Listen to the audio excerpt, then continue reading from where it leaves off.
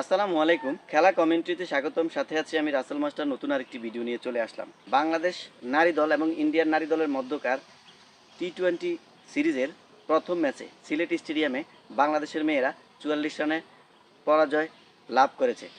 বাংলাদেশের মেয়েদের পক্ষে নিগার সুলতানা সর্বোচ্চ ৫১ রান করেন।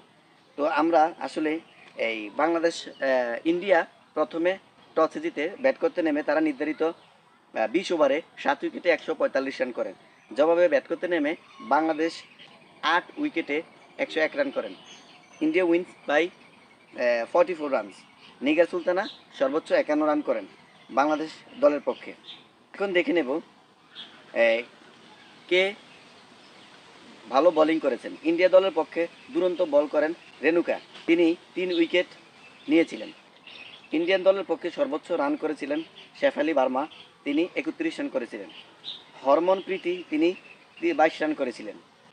জোস্তিকা ৩৬ রান করেছিলেন। ১৭ বলে ২৩ রান করেন রিচার্ড, ২০ বছর বয়সী এই তরুণ উদীয়মান নারী ক্রিকেটার।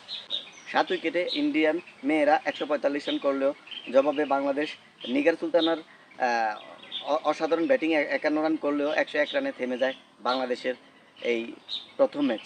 তো বাংলাদেশ দলের পক্ষে সর্বোচ্চ পূজা করেছিলেন, ২৫ রান দিয়ে পূজা ২টি উইকেট নিয়েছিলেন। এই হচ্ছে ফার্স্ট ম্যাচে বাংলাদেশ নারী এবং ইন্ডিয়ান নারীদের মধ্যকার ম্যাচ সামারির কিছু আলোচনা। আসলেই বাংলাদেশ নারীরা যে এভাবে নিজের মাঠে, ঘরের মাঠে এভাবে লজ্জাজনক হার, আসলে আমরা এটা মেনে নিতে পারছি না। কারণ বাংলাদেশের মেয়েরা যে এভাবে অর্থাৎ ইন্ডিয়ান মেয়েদের সাথে বাংলাদেশের বিড়ালের মতো আসলে আচরণ করে খেলেছেন, এটা আমাদের বোধগম্য ছিল না। আশা করব পরবর্তী ম্যাচে বা আজকের ম্যাচে, আজকে আমি ভিডিওটা আপলোড করতেছি, যখন আপলোড করব তখনই আরও একটি দ্বিতীয় টি-20 ম্যাচ চলমান থাকবে। তো এই টি-20 ম্যাচে আশা করব বাংলাদেশের মেয়েরা কামব্যাক করবে। পরিশেষে টিভি ইসলামিক ৫৭০ খেলা কমেন্ট্রি থেকে আমি রাসেল মাস্টার বিদায় নিলাম। আল্লাহ হাফিজ।